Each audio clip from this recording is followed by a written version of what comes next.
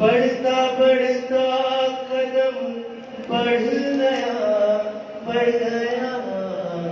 पिया तेरे दर पे ये सर रख दिया, पिया तेरे दर पे ये सर रख दिया, पिया तेरे दर पे ये सर रख दिया, पिया तेरे दर पे ये सर रख दिया। ओ बढ़ता बढ़ता कदम बढ़ गया, बढ़ता बढ़ता कदम बढ़ गया, बढ़ता बढ़ता कदम बढ़ गया,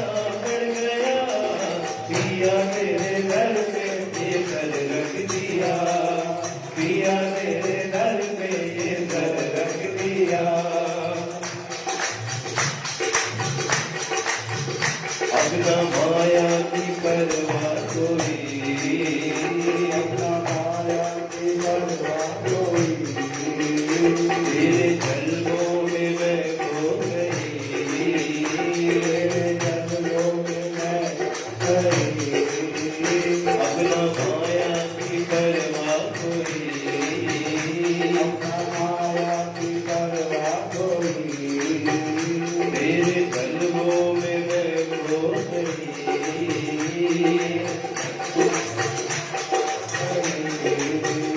जाम मस्ती का मिल गया, जाम मस्ती का मिल गया, जाम मस्ती का मिल गया, पिया तेरे दर पे ये सर रख दिया, पिया तेरे दर पे ये सर रख दिया। बढ़ता बढ़ता कदम बढ़ गया, बढ़ता कदम बढ़ गया, ओ बढ़ता बढ़ता कदम बढ़ गया, पिया तेरे दर पे ये सर रख दिया, पिया ये सर रख दिया।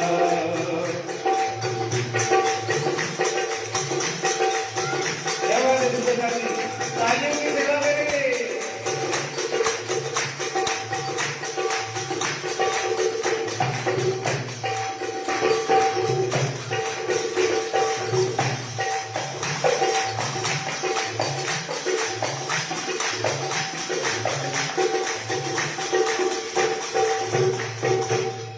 और अब बताता हूँ हकीकत की हुआ क्या।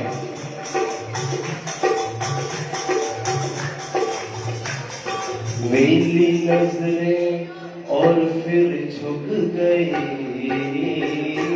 मेरी नजरें और फिर झुक गई, मेरी नजरें और फिर झुक गई, मेरी नजरें और फिर झुक गई।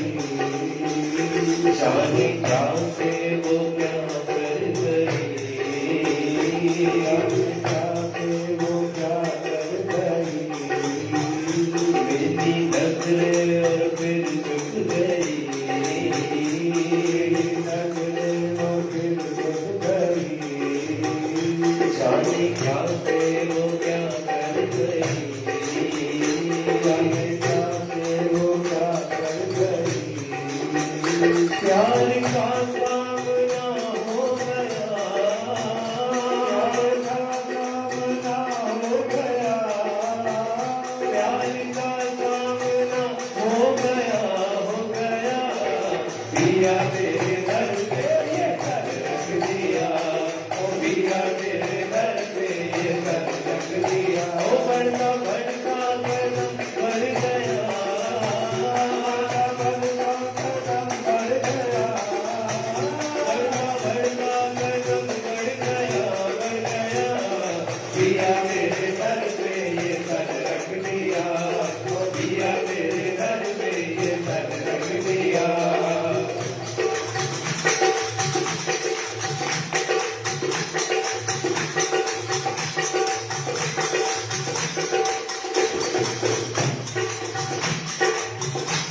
और अब ये जो पंक्तियां है, क्योंकि मैं बहुत दूर से आया हूँ इस प्यारी सी घनी की महफिल में, आप सब यहाँ पर है, हम भी यहाँ पर है, तो बस ये कहता हूँ तेरे प्यारों की महफिल में दे, तेरे प्यारों की महफिल में दे, तेरे प्यारों की महफिल में दे, प्यारों की महफिल में दे, प्यारे भर भर के तूने दिए, प्यारे भर भर के तूने दिए, तेरे प्यारों की महफिल में दे,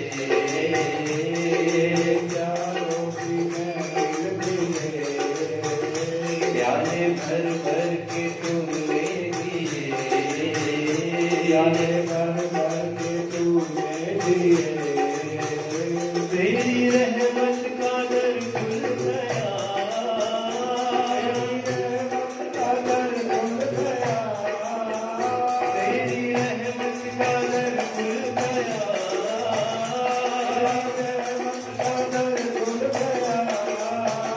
तेरी रहमत का दर खुल गया, खुल गया, पिया तेरे दर पे ये घर रख दिया, पिया तेरे दर पे ये घर रख दिया, पिया तेरे दर पे ये घर रख दिया, ओ बढ़ता बढ़ता कदम बढ़ गया, बढ़ता कदम बढ़ गया, ओ बढ़ता बढ़ता कदम बढ़ गया, बढ़ गया, पिया तेरे दर पे ये घर रख दिया, पिया तेरे दर पे ये घर रख दिया।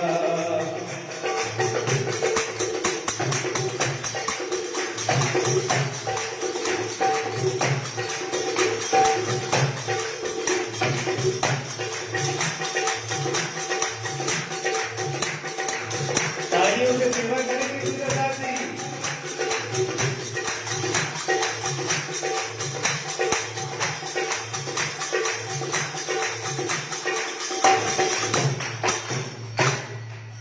और अब आखिर में क्या कहूंगा, अब कभी भी ना होंगे जुदा, कभी भी ना होंगे जुदा, अब कभी भी ना होंगे जुदा,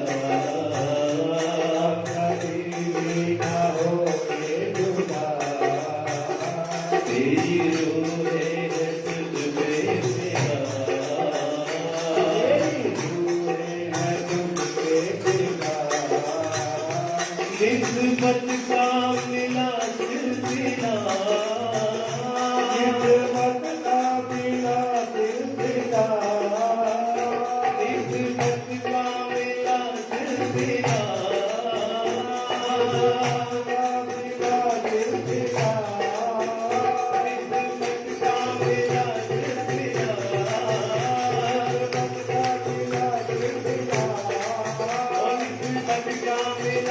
सिलसिला, किस्मत का मिला सिलसिला, किस्मत का मिला सिलसिला, सिलसिला, पिया तेरे दर पे ये घर रख दिया, पिया तेरे दर पे ये घर रख दिया, पिया तेरे दर पे ये घर रख दिया, ओ बढ़ता बढ़ता कदम बढ़ गया, बढ़ता कदम बढ़ गया, ओ बढ़ता बढ़ता कदम बढ़ गया, बढ़ गया, पिया तेरे दर पे ये घर रख दिया, ओ पिया तेरे दर पे ये घर रख दिया, पिया तेरे दर पे ये घर रख दिया, पिया तेरे दर पे ये घर रख दिया। बोले श्री प्राणनाथ प्यारे की, महाराजा छत्रसाल जू की जय हो। कृष्ण कन्हैया लाल की। प्यारे सुंदर साहब जी, मैं जानता हूँ कि छत्रसाल पटनामी नवीन सभा ने काफी हेक्टिक कार्यक्रम रख दिया है कि सुबह 5 बजे से अब रात्रि के 11 बजने वाले हैं और आप सब थोड़े व्यस्त हैं, पर महाराजा छत्रसाल जी की जयंती साल में केवल एक बार आती है ना? तो हम सब में उतना ही जोश होना चाहिए जिस जोश से हमारे महाराजा छत्रसाल जी अपने पिया पर कुर्बान हैं। तो महाराजा छत्रसाल की, श्री प्राणनाथ प्यारे की, कृष्ण कन्हैया लाल की। प्यारे सुंदर साथ जी, हम सबको विदित ही है कि महाराजा श्री छत्रसाल जी के प्रागट्य उत्सव 376वें प्रागट्य उत्सव, जिसका हम ये कार्यक्रम मना रहे हैं, और कितने धन्यवाद हैं हम जयपुर के सुंदर साथ के कि हमारे मध्य श्री पांच नौतनपुर धाम जामनगर से परम पूजनीय, परम आदरणीय, प्रातःस्मरणीय जगत गुरु आचार्य श्री 108 कृष्णमणि जी महाराज। प्रथम सत्र में हम सब सुंदर साथ ने श्री पांच पद्मावतीपुरी धाम से पधारे पुजारी जी महाराज, सुंदर साथ जी, रोशन भैया एवं अभी रात को पन्ना जी से पधारे ही दिव्या दीदी और हार्दिक भैया को सुना। प्यारे सुंदर साथ जी, ये कोई छोटी बात नहीं। जिस धर्म धरा के ऊपर परम धाम की अलौकिक नियामत प्रकट हुई, जागृत बुद्ध का ज्ञान प्रकट हुआ, सोच कर देखो सुंदर साथ, इस पूरी जिमी पर अंधकार ही अंधकार था, और नूर का पुंज लेकर, नूर का बीज लेकर हमारे सदगुरु श्यामा जी महारानी काम प्रकट हुए श्री पांच नौतनपुरी। उस नूर की कुंजी को लेकर आप अक्षरातीत पिया प्राणनाथ जब जागनी यात्रा पर निकलते हैं और पांच पद्मावतीपुरी धाम को अपना अखंड ठिकाना, अपनी अखंड बैठक जाहिर करते हैं, तो वहां इस कुंजी के जलवों को देखा, इस 16 अक्षर के मंत्र के नूर को देखा। कहां पर? श्री पांच पद्मावती। और जयपुर के सुंदर साथ का क्या भाग है कि दोनों धामों से हम सबको राज्य की नियामतें और प्रेम भरा आशीर्वाद आचार्य महाराज श्री एवं पन्ना धाम के धामी सुंदर साथ से मिल रहा है। ज्यादा ना कहते हुए हमारे बीच में कार्यक्रम में समाज के वरिष्ठ प्यारे सुंदर साथ जी श्री अशोक प्रणामी जी विराजमान है। मैं उनको आग्रह करूंगा, अंकल आप आए, महाराज श्री जी का माल्य अर्पण कर स्वागत करें।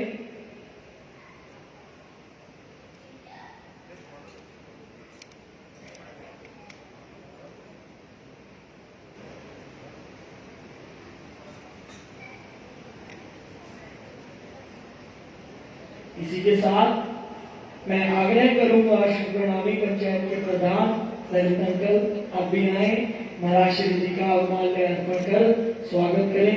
कमल अंकल, श्री प्रणामी पंचायत के उप प्रधान एवं सचिव जी से भी आग्रह करूंगा। आलोक कटारिया जी, आलोक भैया आप भी आए और महाराज श्री का आशीर्वाद प्राप्त करें।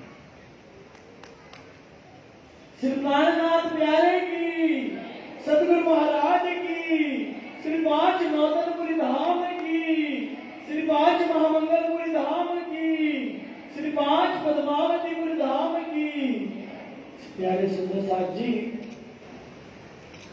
प्रणामी नवीन सभा ने काफी जोर दिया कि इस बार मंदिर में वाणी चर्चा का कार्यक्रम हो।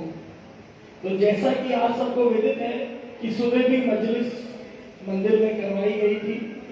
छोटा क्यामतनामा जो शोभा महाराजा छत्रसाल जी को आप श्री जी ने खुद दी, उसी की वाणी चर्चा हुई। मैं महाराज श्री के चरणों में निवेदन करता हूँ कि अपने प्रेम भरे वचनों से, तारतम गानी के रस से अब सब जयपुर के सुंदर साथ को सराबोर कर दे और अखंड की परम धाम की नियामतों में हमको डुबा दे।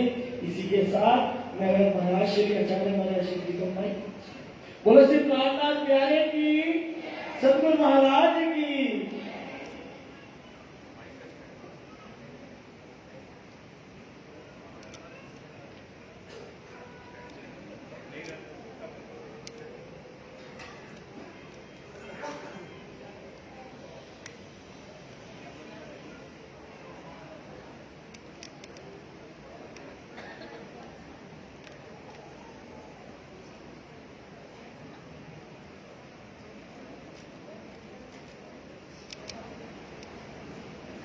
श्री गणेश कृष्ण कन्हैया लाल की श्री निजानंद स्वामी की श्री प्राणनाथ प्यारे की श्री महाराजा छत्रसाल जी की।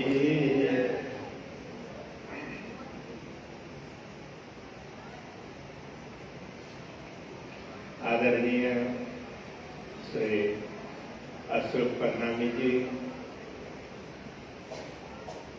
पंचायत के प्रधान जी सहित सभी महानुभाव, नवयुवक सभा के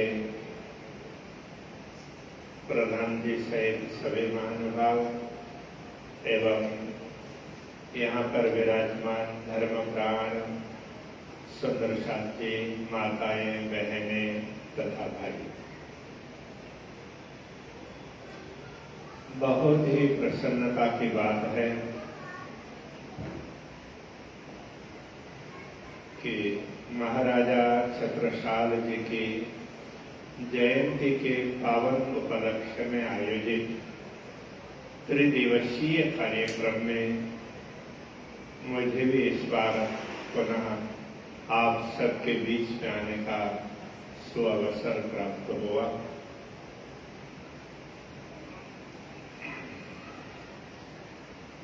इसकी हार्दिक प्रसन्नता है। सबसे मिलकर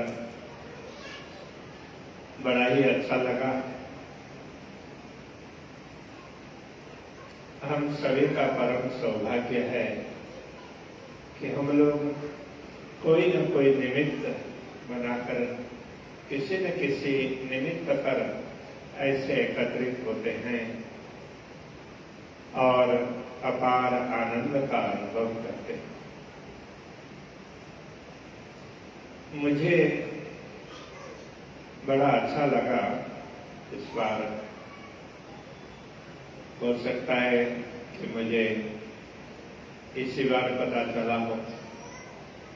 मैं जैसे ही शाम को पहुंचा तो यहाँ पर संध्याकालीन सेवा पूजा चल रही थी। तो हमारे युवक बड़े सुंदर ढंग से सेवा पूजा गायन कर रहे थे और अभी भी गायन का कार्यक्रम चल रहा था।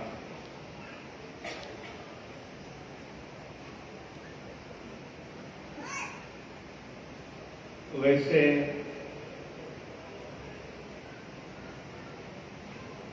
पहले हमारे जो भी बड़े बुजुर्ग वो सेवा पूजा गाया करते थे पूरे रात के साथ में पूरे भाव से परिपूर्ण होकर। फिर बीच में थोड़ा छूटता गया, तभी युवा लोग इसमें सम्मिलित होकर के इस कार्य को आगे बढ़ाएंगे तो बहुत अच्छी बात है। देखिए, सेवा पूजा छत्रसाल जी ने भी, उनके छत्रसाल जी के भी कई पद सेवा पूजा में सम्मिलित हैं। हम आरती से पूर्ण ब्रह्म से न्यारे बोलते हैं। ये भी छत्रसाल जी का ही पद है। जब भोग लगता है तो उसके बाद में आचमन, ये भी छत्रसाल जी का ही पद है। ऐसे देखेंगे तो सेवा पूजा में अनेक पद प्राप्त होंगे, परिक्रमा से लेकर अभी। हम लोग मात्र सेवा पूजा के भाव को भी समझे ना तो इतना आनंद आने लगेगा। तो जीवन में हम लोगों को रस चाहिए और रस ढूंढने के लिए हम दुनिया में विभिन्न प्रकार का कार्य करने लग जाते हैं। दुनिया का रस है वो हमें आनंदित नहीं कर पाता। तो अच्छा लगेगा, मन को अच्छा लगेगा, बुद्धि को अच्छा लगेगा, इंद्रियों को अच्छा लगेगा, तो उसके पीछे दौड़ते तो जरूर है, किंतु हमें अपने जीवन को नीरसता से सरसता की ओर ले जाना है। तो वो उस दौड़ में प्राप्त नहीं कर पाते। तो जब इस दौड़ में आ जाएंगे तो मुझे लगता है कि हम बड़े आनंदित होंगे। किसी भी समय तो छोटे छोटे बच्चे, कई बच्चों को हम देखते हैं तो उनको इस प्रकार से उनके माता पिता ने, दादा दादी ने, बड़ों ने संस्कार इतने अच्छे दिए कि वो हंसते खेलते खुश होकर के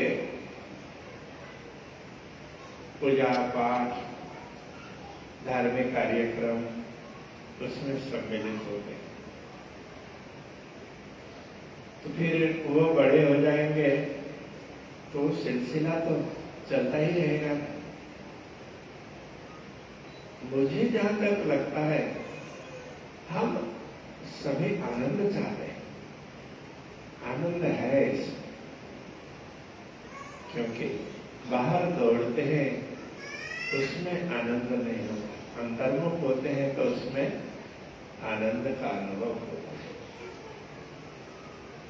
तो अभी आप देखिए,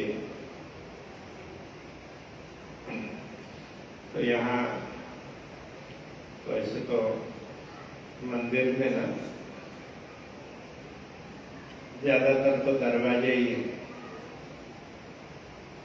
तो कहीं कहीं खिड़कियां भी होती हैं। अपनी पुरानी परंपरा कैसे रही है, आजकल तो हम वो स्लाइडिंग वाले लगाने लग गए हैं, तो पहले कैसी होती थी, खिड़कियां बाहर खुलती थी और दरवाजे अंदर खुलते थे। तो यहाँ भी मंदिर के दरवाजे अंदर ही खुल रहे हैं।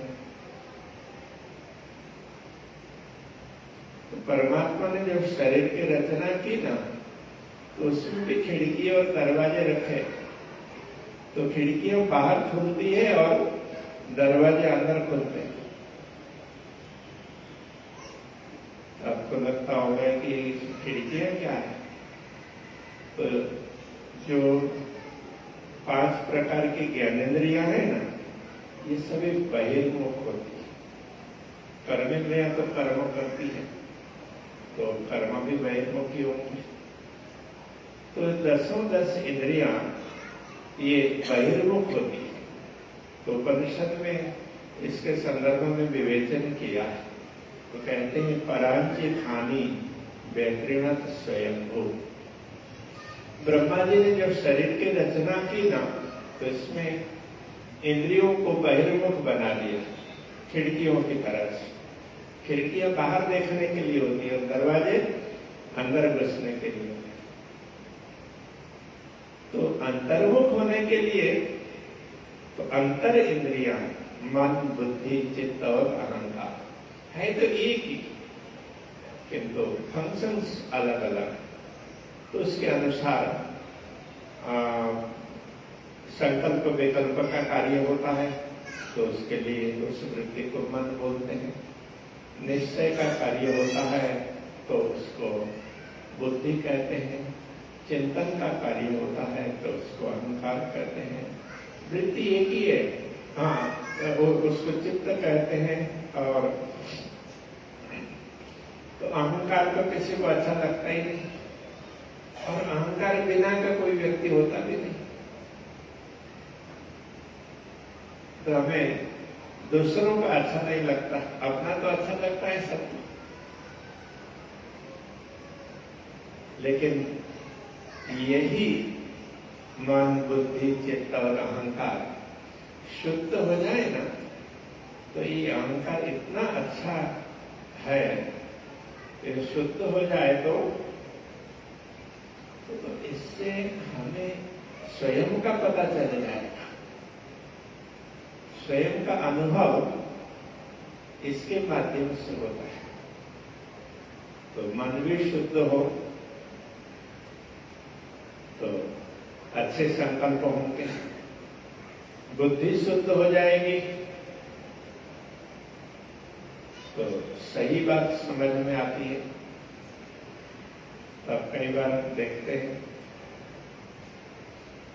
कई लोगों को आप सही बोलेंगे तो वो अच्छी नहीं लगती, समझ में नहीं आती, और कोई झूठ मूठ इधर उधर की आलतू फालतू बात बोलेंगे बड़ी अच्छी लगने लग जाती।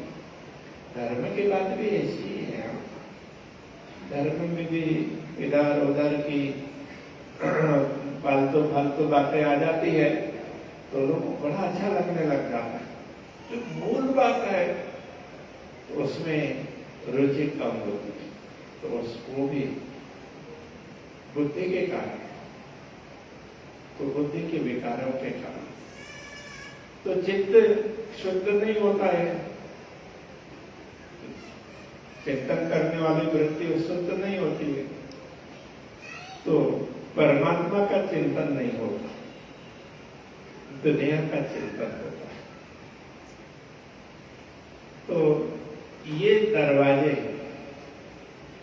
तो ये शुद्ध हो जाए तो अंतर्मुख होते हैं। तो ये भी न क्रमशः, तो पहले मन, फिर बुद्धि, फिर चित्त, तो ये तीन शुद्ध हो जाते हैं तो फिर अहंकार अपने आप ही शुद्ध होता है। आजकल आप लोग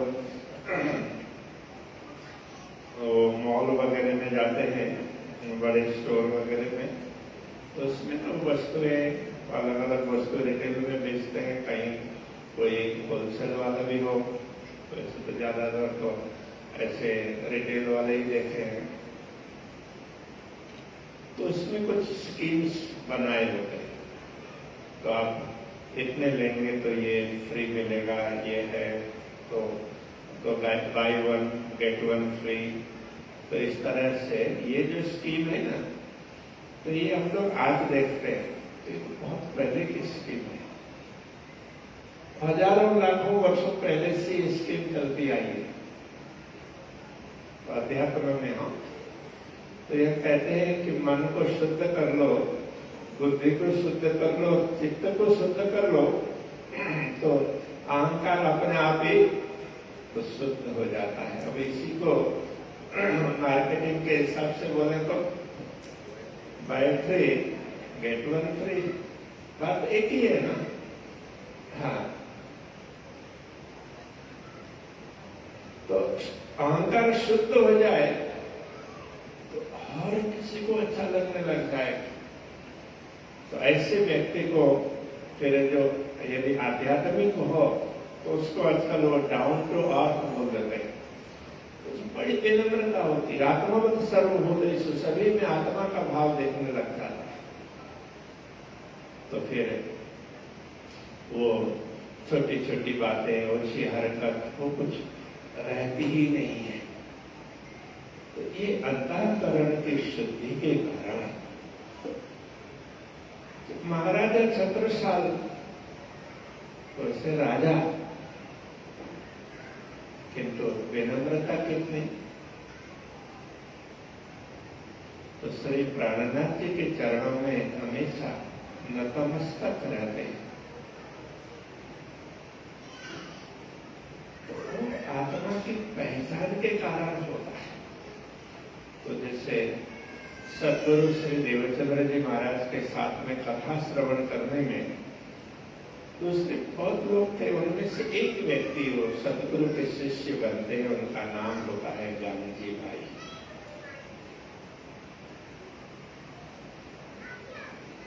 तो ज्ञानजी भाई तो उनको जैसे सदगुरु को दर्शन हुए, उनको अनुभव तो काफी कुछ पहले से होता ही था।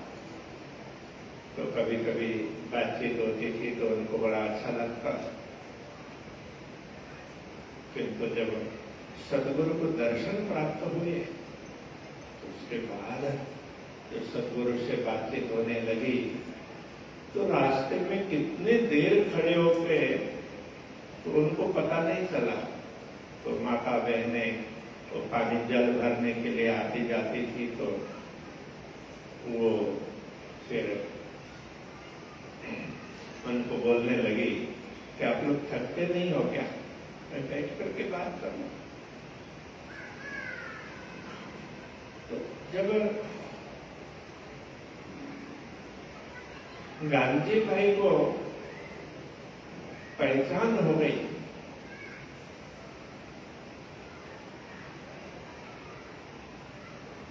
तो उन्होंने फिर सदगुरु को अपने घर में उनको सत्संग चर्चा की व्यवस्था की, तो अपने घर में बुला करके ले आए। अब आपकी सारी व्यवस्था हम करेंगे, आपकी सब प्रकार की सेवा हम करेंगे। तो पहचान हो जाती है तो उस समय फिर सब कुछ बदल जाएगा। तो पहचान बहुत आवश्यक है।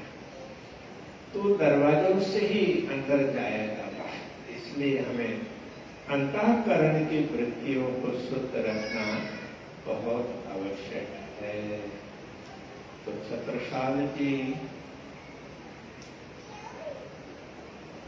उनका दायित्व अलग प्रकार का था, किंतु पूर्ण ब्रह्म परमात्मा के प्रति, अपने गुरु के प्रति उनका भाव जो होना चाहिए उसी प्रकार का ही रहा, हो सकता सामान्य से अधिक रहा होगा। तो अपने कार्यों को करते हुए भी राज्य को भी चलाना होगा, तो राज्य को चलाते थे तो भी वो स्वयं को राजा न मान करके तो स्वयं को एक सेवक के रूप में मानते। तो हमारी तो प्राचीन परंपरा ही इसी प्रकार की। दुनिया राजा को तो भगवान का अवतार मानती, किंतु राजा तो स्वयं को परमात्मा का सेवक मान करके काम करते थे। तो इस प्रकार से तालमेल बनता था। तो उसमें फिर हर कोई व्यक्ति सुखी रहता, क्योंकि हर कोई व्यक्ति अपने अपने कर्तव्य का पालन करता। हम सभी अपने कर्तव्यों का पालन करने लगेंगे तो कोई दुखी रहेगा ही नहीं। तो राम राज्य मेरी दृष्टि में तो यही है, हर कोई अपने कर्तव्य का पालन करे, दूसरों की भलाई के लिए विचार करे। तो कोई भी व्यक्ति कर्तव्य का पालन करता है तो दूसरों को अधिकार अपने आप ही प्राप्त होता है। किसी को अधिकार के लिए लड़ने की आवश्यकता नहीं होती। तो जब अंग्रेज आए और उन्होंने जब शासन चालू किया ना, तो उनका शासन वैसे शासन नहीं था, वो शोषण था। तो उसके लिए फिर तो उन्होंने राइट्स को पहले रखा, क्योंकि किसी को राइट्स दिया नहीं था। तो राइट्स तो सब अपने हाथ में रखते थे। फिर बाद में जब हुआ होने लगा तो फिर राइट्स और उसके बाद में ड्यूटीज, अधिकार और फिर कर्तव्य। हमारी जो पुरानी परंपरा है सनातन धर्म के भारत की, तो इसमें कर्तव्य की बात आती है, अधिकार की बात आती ही नहीं। इसलिए श्री कृष्ण जी अर्जुन को कहते हैं, अरे तुम्हारा तो कर्म करने का अधिकार है, तुम अपना कर्म सही करोगे तो फल के प्रति तुम्हारा अधिकार नहीं है। तो फल की अपेक्षा नहीं रखना, ऐसा नहीं बोला। तुम अपना कर्तव्य करो, अच्छा करोगे तो अच्छा ही फल मिलेगा। तो फल की अपेक्षा रख करके कार्य करते हैं तो जैसे आजकल मार्केट सर्वे करके प्रोडक्शन तैयार करते हैं ना, आजकल मेडिकल फील्ड में भी, तो जो भी दवाइयां बनती है वो मार्केट सर्वे करने के बाद में, तो नुकसान करने वाली दवा तभी से शुरू हुई। तो पहले के समय में लोगों के लिए, लोगों के हित के लिए दवा होती थी, मार्केट सर्वे करके नहीं। तो ये सब एक सोच में फर्क है। तो आज हम छत्रसाल जी की जयंती मना रहे हैं, तो हम लोग अपनी सोच को थोड़ा सा बदल दें। ये तो व्यवहार की बात हुई, तो इसके साथ में हम अपने सोच को बदलते हैं, तो हमें चाहिए, तो हम सबको आनंद, सुख चाहिए, सबको सुख चाहिए। तो सुख दो प्रकार से है। एक तो जिसको हम सुख देख रहे हैं, तो विभिन्न प्रकार की सुविधाओं से लगता है कि विभिन्न साधनों से सुविधाएं प्राप्त होंगी, उन सुविधाओं को हम सुख समझ लेते हैं। तो वास्तव में सुविधाएं सुख नहीं है। यदि हमें आनंद का अनुभव हुआ तो वो सुख है। तो सुविधा में या सुविधा साधनों से होती है। तो साधनों में, साधनों के होने पर भी, अथवा तो साधनों के न होने पर भी, तो अंतःकरण में शुद्धता आ जाती है, तो साधन है वो सब गौण बन जाते हैं। तो हम लोग भी देखें, जितनी हमारी कम आवश्यकता होगी, कम साधनों की आवश्यकता होगी, उतने ज्यादा सुखी होते हैं। जितने जितने साधन बढ़ाते जाएंगे और ज्यादा दुखी होते जाएंगे, क्योंकि सबको मैनेज करना, तो सारा समय उधर चला जाएगा। आनंद का अनुभव कब करेंगे? तो इसलिए योग शास्त्र में क्या कहा? योगस् चित्त वृत्ति निरोधः, मन बुद्धि और चित्त। क्योंकि चित्त शुद्ध होगा, कब होगा? मन शुद्ध होगा, बुद्धि शुद्ध होगी, उसके बाद चित्त शुद्ध होगा। तो चित्त शुद्ध होने के बाद में अहंकार की कई बातें नहीं कही,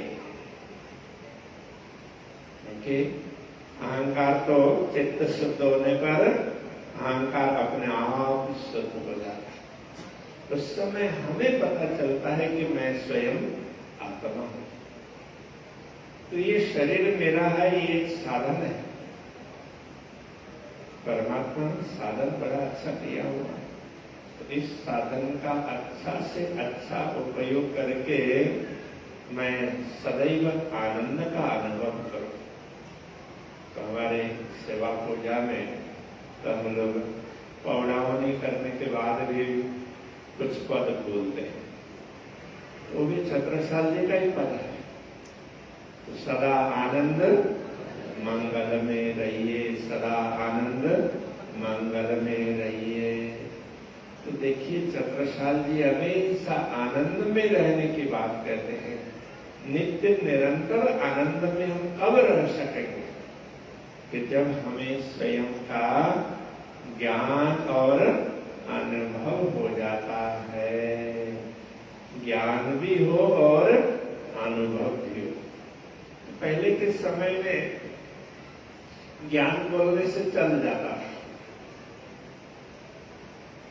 अभी अनुभव भी बोलना पड़ता है। तो पहले के समय में आप देखिए, तो वैदिक काल में आत्मा करने से चल जाता था। वैदिक काल में कहीं भी परमात्मा शब्द नहीं था, आत्मा से सब समझ लेते थे। और बाद में जब लोगों की समझ थोड़ी सी और कम होती गई, तो लोगों ने आत्मा मतलब स्वयं, तो कोई मन को स्वयं समझने लगा, कोई बुद्धि को स्वयं समझने लगा। तो सबने अलग अलग प्रकार से अलग अलग समझ बनाना चालू कर दिया। तो उसके हिसाब से फिर नहीं, ये यदि इनको तुम आत्मा समझते हो तो ये आत्मा नहीं है। इस शरीर में जो चेतना है उसका मूल वो आत्मा है, तो उसको दिखता नहीं है, तो उसको फिर परम कह दिया, सर्वश्रेष्ठ परम। तो वो कंपैरेटिव में नहीं है, तो वो परम सर्वोत्कृष्ट। तो उस तरह से फिर बाद में कहना आरंभ किया। ऐसे पहले तो ज्ञान के लिए अभी जो अनुभव बोलते हैं ना, तो पहले उसके लिए बोध शब्द होता था, बोध। तो जिसको बोध हुआ वो बुद्ध, जिसको आत्मा का बोध हो गया, तो उसको अभी के लिए हमें कहना पड़ेगा कि अनुभव हो गया, रियलाइज हो गया। तो काम तो रियलाइज होने के बाद ही तो होता है। तो आप लोग को कोई चेक पेमेंट कर दे, तो चेक ले लिया और आप खुश हो गए, तो पूरी खुशी तो नहीं होगी ना। जब आप बैंक में डिपॉजिट करेंगे, तो जब रियलाइज होगा तो अकाउंट में तो तभी पैसे ऐड होंगे। व्यवहार में भी तो आप देखिए ना, तो हर किसी में रियलाइज होगा तो ही एंकरेज होगा ना। तो ऐसे हमें अनुभव होगा, बोध होगा, तो हमें वृद्धि होगी आनंद की, आनंद का अनुभव होने लगेगा। तो ये आनंद का अनुभव हमें हमेशा नित्य निरंतर करते रहना चाहिए। हमारी सेवा पूजा ये इसी बात को समझा रही। आरंभ करते हैं प्रातः आओ जी वाला, तो पूर्ण ब्रह्म परमात्मा का आवाहन करते हैं, आओ पधारो। और तो रात को जब पौड़ावने के बाद में बोलते प्रार्थना करते हैं, तो सदा आनंद मंगल में रहिए। तो देखिए, इतनी ही बात को हमने समझ लिया तो ज्यादा कुछ जानने की आवश्यकता नहीं। तो ज्यादा जानने के चक्कर में दुखी हो जाते हैं। थोड़ा जान लिया बहुत हो गया, जानना चाहिए सही। तो अभी आम के सीजन है, आम चालू हो गए, सबको अच्छे लगते हैं। अब किसी को बहुत खा लिया, तो या तो बिगड़े हुए हों या कच्चे हों, तो बहुत खा लिया तो लाभ तो नहीं मिला। सही पका हुआ और बिगड़ा हुआ भी ना हो, तो थोड़ा भी ले लिया तो वो ज्यादा अच्छा है।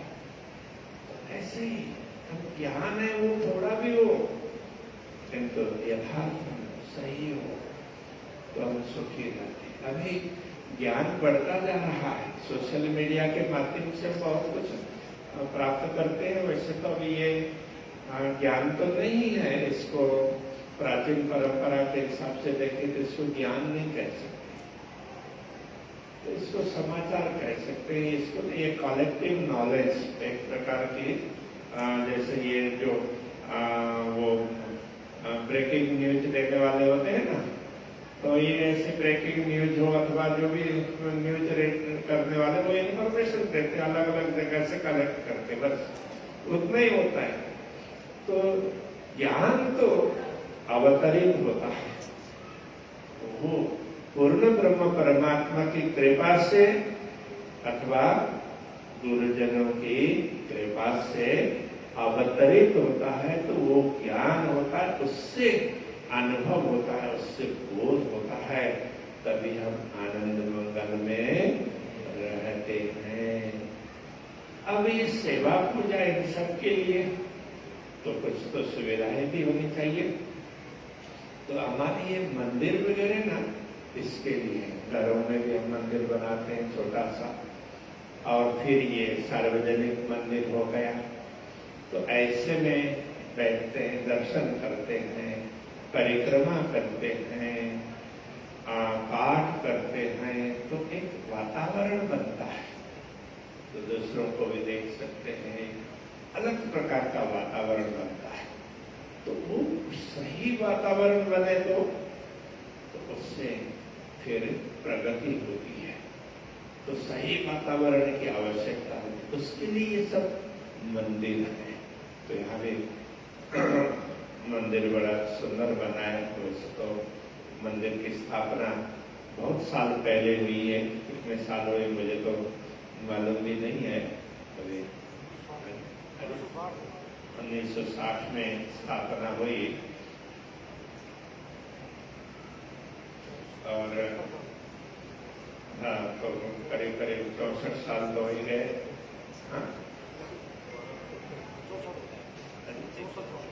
हाँ, 64 साल करीब करीब हो गए। तब ये नए रूप में बनाया, जीर्णोद्धार हुआ तो और अच्छा लगने लगा, वातावरण और ज्यादा सुंदर बनता है। तो इसी प्रकार से ये सारी चीजें हैं कि हमें लाभ देने वाली होती है, इन सब चीज की आवश्यकता होती है। तो सुविधा तो हमें हर प्रकार के क्षेत्र में चाहिए ना। तो पूजा पाठ में तो पहले के समय में तो सब नीचे बैठ करके करते थे। अब जब हमारा खान पान थोड़ा बिगड़ने लगा और परिश्रम कम होने लगा, तो उसके हिसाब से अब सबको जॉइंट्स पेन होने लगे। तो जॉइंट्स पेन तो नी में भी हो गया, कमर में भी हो गया, कभी कभी गर्दन में भी आ जाता है, कंधे में आ जाता है। अलग अलग प्रकार के अलग अलग प्रकार के दर्द हैं। तो ये सब चलते रहते हैं।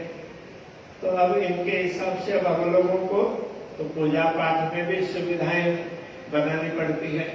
तो पहले कुर्सियां लगती नहीं थी, अब कुर्सियां ना रहे तो काम ही नहीं चलेगा। थोड़ी देर बैठते हैं तो किसी का इधर दर्द हो जाता है, किसी का इधर दर्द होता है, किसी का इधर दर्द हो जाता है, तो होता ही है। तो ये सब सुविधाएं हर कार्य के लिए अब सुविधाएं बढ़ानी पड़ रही है, तो बढ़ानी भी चाहिए। अब मंदिर में भी अब सुविधाएं बढ़ानी पड़ती है, तो उसको भी सुंदर बनाना पड़ता है। अभी आपको ख्याल होगा कि मैं थोड़ी सी नौतनपुरी धाम की भी बात कर लूं। पूर्ण ब्रह्म परमात्मा ने इस दुनिया में अपना मंदिर बनवाया, तो सबसे पहले मंदिर बनवाया तो वो नौतनपुरी धाम का मंदिर है। तो उसके लगभग 400 वर्ष हो गए। तो एक राउंड फिगर बता रहा है, थोड़े बहुत 2-4 वर्षों का फर्क है। तो 400 वर्ष पहले मंदिर बना था। तो 400 वर्ष में जो जो मटेरियल मंदिर में लगा होगा उसकी भी आयु होती है।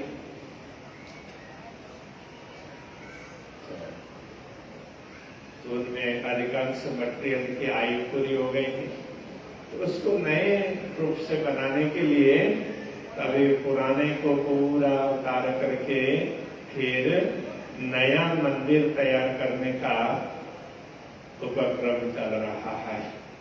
तो आप लोगों को सभी को पता हो गया, यहाँ से भी अनेक सदस्य पहुंचे थे। कई सदस्य ने बताया हम नहीं पहुंच पाए। ये तो देखिए होता ही है। अब सभी पहुंचते तो हो सकता है वहां पहुंचने पर भी कार्यक्रम तक नहीं पहुंच पाते। थोड़े ही पहुंचे तो कार्यक्रम में सम्मिलित हो पाए। ये होता ही है। तो फिर आप जब भी आपको ठीक लगे तो अवश्य पधारें।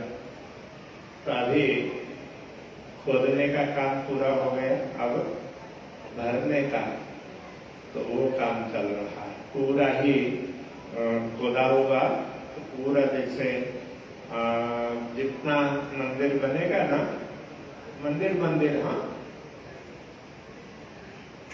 निज मंदिर और ये बाहर का भाग, तो वो करीब करीब 120 फुट हो गए, 120 फुट का अपने रंग भवन का, रंग महल का जैसा, जैसे वो 4-6 बच्चे और थोड़ा सा सर्कल टाइप है ना, तो उसको हम बोलने में तो गोल बोल देते हैं, बाकी गोल ऐसा होता नहीं, उसको वृत्त आकार बोलते हैं सर्कल को ना। गोल तो क्या होता है कि कंप्लीट चीज चारों तरफ से गोल होगा ना, तो उसको ही गोल बोलते हैं। तो वो वृत्त आकार का होता है, उसको सर्कल, अंग्रेजी में सर्कल बोल देते हैं। तब उसको मतलब अंग्रेजी का ज्यादा वो प्रयोग करने लगे तो सब वो सुविधाजनक, और समझ में भी हम वृत्त आकार बोलेंगे। हमने वो परमधाम की चर्चा नहीं सुना, तो सरल भाषा में तैयार किया, तो लोगों को ठीक नहीं लगा, तो उनको वही जो परंपरागत चलते आ रहे हैं, तो वो तो सबको, नए लोगों को तो कुछ भी समझ में नहीं आता है, और पुराने लोगों को वही चीज अच्छी लगती है। अब नए लोग भी समझ सके तो उसके हिसाब से हमने अभी प्रयोग होने वाले शब्द और रियल में जो शब्द प्रयोग होने चाहिए, और वो भी हिंदी में, उस हिसाब से तैयार किया। तो उसमें उसको वृत्त आकार ही बोलते हैं। तो उस प्रकार से, और 4 बच्चे तो जलकुंड, तो उस प्रकार से, तो वह एक जलकुंड तो है ही, तो वहां पर वो बाहर जमुना जी का कुआं आपने देखा होगा, तो उसको भी उसको उसी हिसाब से लेकर के बाकी 3 तो वैसे आकृति दी है, तो कुंड मंड नहीं होंगे, एक ही होगा कुंड, तो लेकिन आकृति उस प्रकार की दी है, तो उस प्रकार का मंदिर तैयार हो रहा है। देखिए उस समय थोड़े ही सुंदर साथ थे, तो गांधी भाई तो बड़े समृद्ध थे, उनके भाई भी समृद्ध थे, किंतु वो थे इराक में, बसरा में, तो पहुंच भी नहीं पाए। उनको लेने के लिए ब्रह्मन जी को भेजा, तो उस समय मंदिर बन रहा था, तो ऐसे आ नहीं पाए, और उन्होंने बोला भी था, मैंने जो कमाया धन है वो तो धर्म के कार्य में लगेगा नहीं, इसलिए इसकी अपेक्षा मत करो। तो सचमुच लगा भी नहीं, तो उन्होंने जिस प्रकार से बोला था, तो उसी प्रकार से तो वो तमाम हो गया। किंतु जो सुंदर साथ उस समय उपस्थित थे थोड़े ही थे, तो उन्होंने जो सेवाएं की, तो उनकी सेवा का लाभ आज तक हम लोग सब लेते आए।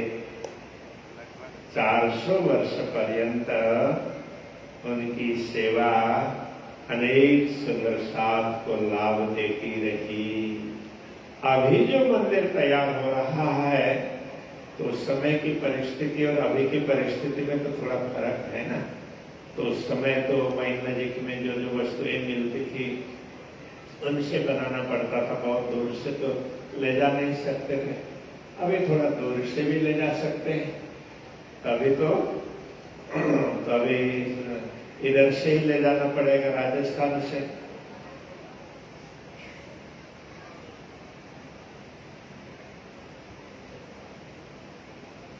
प्रणामी धर्म में गुजरात और राजस्थान का, ऐसे तो सभी प्रांतों का अच्छा संबंध है, लेकिन वो मैं गुजरात और राजस्थान का संबंध आपको बताऊं। सदगुरु देवचंद्र जी महाराज का प्राकट्य कहाँ हुआ था? मारवाड़ देश बोलते हैं ना, उस समय। अभी तो वो बॉर्डर से उधर चला गया, अब थोड़े वर्षों के बाद में तो हो सकता है तो पाकिस्तान सिंध भिन्न हो जाएगा, और सिंध प्रांत अलग बनेगा, तो उसमें फिर हो सकता है आना जाना और सब बन जाए, और वहां फिर सदगुरु की स्मृति में कुछ न कुछ बन भी जाए। तो कुछ समय तो उसके लिए हमें प्रतीक्षा करनी पड़ेगी, तो इसकी संभावना पूरी पूरी है। और मेरे से ज्यादा अशोक जी को ख्याल है इस विषय में, वो उनका विषय है, लेकिन अब वो सीधा सीधा अभी नहीं कर पाएंगे, तो मैंने उनकी बात कह दी।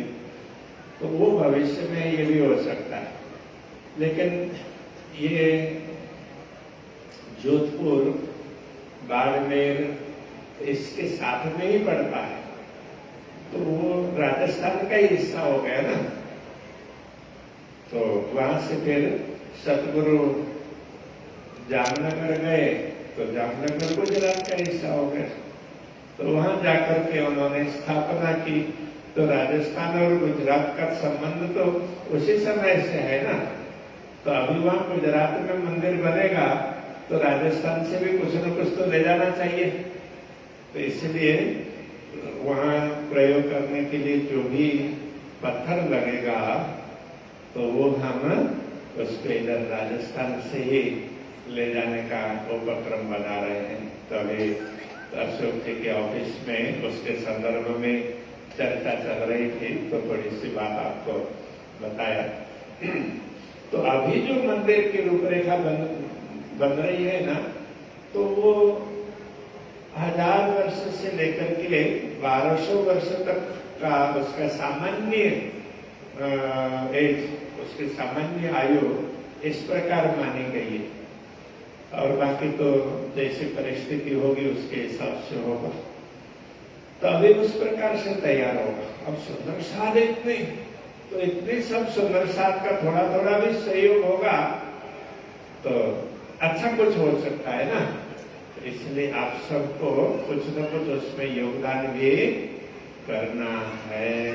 अब वो तो उसके लिए अब हम क्या बोलेंगे, तो आप लोग हमारे से ज्यादा जानकार, तो जितना भी जो भी आप लोगों को ठीक लगे कि आज जो सेवा करेंगे तो उसका लाभ हो सकता है 1000-1200 वर्षों तक सुंदर साथ को प्राप्त होता रहे। उस समय 400 वर्ष पहले जिन्होंने भी योगदान दिया होगा तो उस समय उन लोगों को उन सुंदर साथ की सेवा, तो उसका लाभ आज तक हम लोग लेते आए। तो हमारे पूर्वजों ने लिया, उनके पूर्वजों ने, ऐसे सब ने, अनेक लोगों ने लाभ लिया। तो ये इस प्रकार का महत्व है। वो थोड़ा सा आपको समझाने के लिए मैंने थोड़ी सी भूमिका बांधी। और ये तो अक्षरातीत धामधनी का पहला मंदिर, उन्होंने इस दुनिया में अपना मंदिर बनवाया। तो अक्षरातीत धामधनी ने तो श्यामा जी के माध्यम से ये सब बनवाया। तो हमें तो अभी भी यही लगता है, तो अक्षरातीत धामधनी ही बनवा रहे हैं और सदगुरु और प्राणनाथ जी ही प्रत्यक्ष रूप में, मतलब वही देखभाल कर रहे हैं और अक्षरातीत धामधनी श्रीराज जी ही तो सारा मार्गदर्शन कर रहे हैं। हम तो ऐसा ही अनुभव करते हैं। तो निमित्त हम सब सुंदर साथ को उन्होंने बनाया, किसी को भी निमित्त बना सकते। तो हम लोगों का परम सौभाग्य है कि इसमें हम किसी न किसी प्रकार से निमित्त बने, तन मन और धन से। तो आप सभी सुंदर साथ, तो इसमें जिस किसी भी प्रकार से निमित्त बन सकते हैं, अवश्य बनेंगे। तो सबको मैं बहुत बहुत साधुवाद देना चाहूंगा। और उसमें थोड़ी सी बात ये भी बता दूं कि इसमें मंदिर कलात्मक होगा। तो इसमें परमधाम की लीलाएं थोड़ी बहुत तो उसमें अंकित होंगी। थोड़ी ब्रजमंडल की लीलाएं, ब्रज लीला, कुछ रास लीला, कुछ जागनी लीला, इस प्रकार की नहीं। ये श्रीराज जी, श्यामा जी और ब्रह्मात्माओं की लीलाएं, उनका मुख्य 4 प्रकार है। लीलाएं अनेक है किंतु प्रकार 4 हैं। तो पहला प्रकार परमधाम की लीला, थोड़ी बहुत लीलाएं परमधाम की भी वहां पर अंकित करने का प्रयत्न करेंगे। और ब्रज लीला, रास लीला और जागनी लीला, ये माया में संपन्न हुई ब्रह्म लीला है। तो इनको भी अंकित करने का प्रयत्न करेंगे। तो उस हिसाब से थोड़ा कलात्मक बने। तो इस उसके हिसाब से। अब वो एक बार बनेगा फिर सैकड़ों वर्षों तक चलता रहेगा, इसलिए थोड़ा सा अच्छा बने, उसमें जो भी खर्च लग जाए कोई बात नहीं, अच्छा बने तो उसके लिए प्रयत्न कर रहे हैं। तो कहीं कहीं जहाँ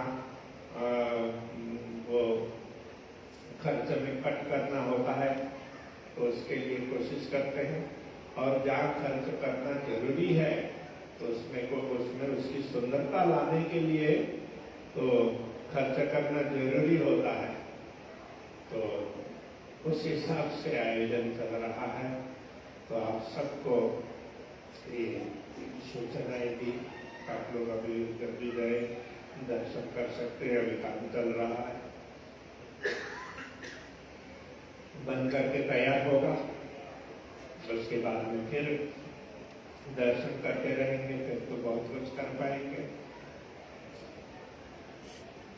तो आप सबको ये सूचनाएं दी, छत्रसाल जयंती की बहुत बहुत शुभकामनाएं, और प्रधानी पंचायत और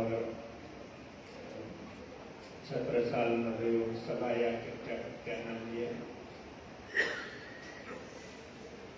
दोनों को और आप सबको बहुत बहुत साधुवाद देते हुए मैं मेरी वाणी को ही विराम देता हूँ। प्रणाम।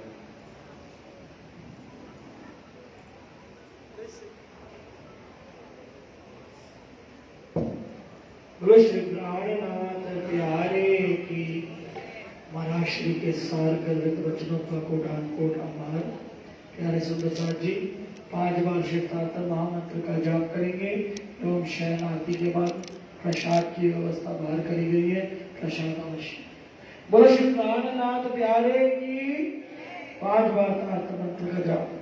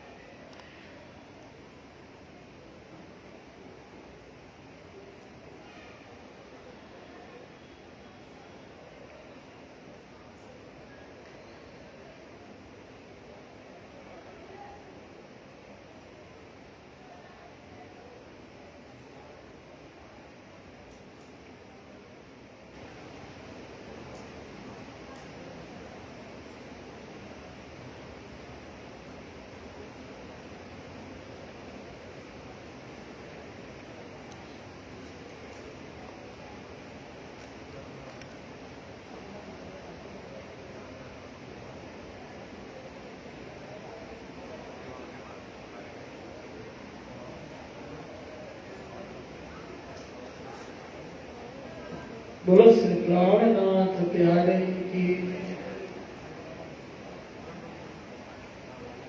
पुजारी जी महाराज आरती की।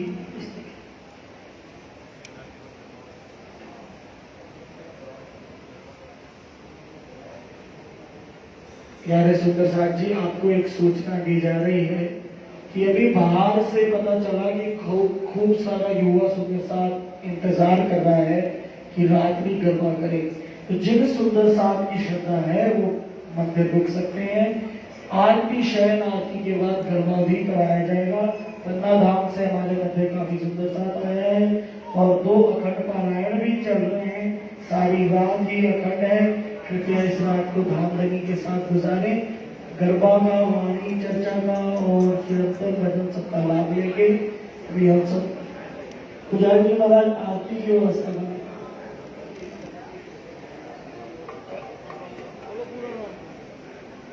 श्री पूर्ण ब्रह्म ब्रह्म से प्यारे आनंद अखंड अपारे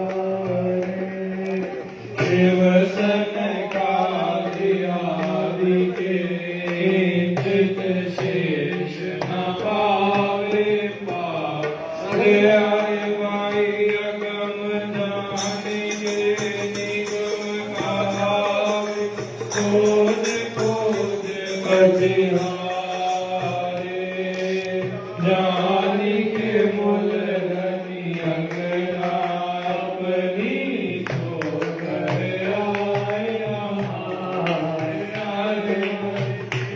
ठकुरानी सखियन सुधा लई में साग पधारे, गुण बास के बंद पड़े धनी सो रे अरे भाई भाई भाई जाऊं मैं अपने पिया के शोभा मुख से आया वे मारा वाला जी ने सिंहासन आसन बैठा ऋषत साल गुण गावे अरे भाई भाई भाई जाऊं मैं अपने पिया की शोभा मुख से आवे मारा वाला जी ने सिंहासन आसन बैठा श्री महाराजा गण गावे।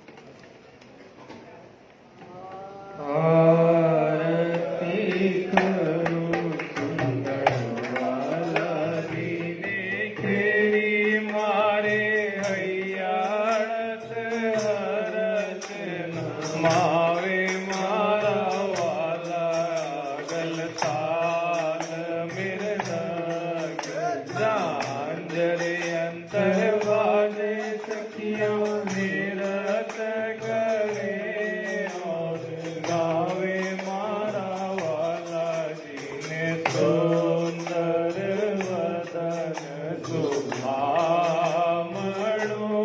काई जो भानु नहीं पारे हारे सब सखियां कहे मारा वाला जी ने ऊपर तन मन जीवन करो बल बलिहारे हारे भाई सुंदर स्वरूप युगल दोए ऊपर श्री मामती जाए बल बलिहारे हारे भाई सुंदर स्वरूप युगल दो ऊपर श्री मामती जाए बल बल हारे हारे भाई।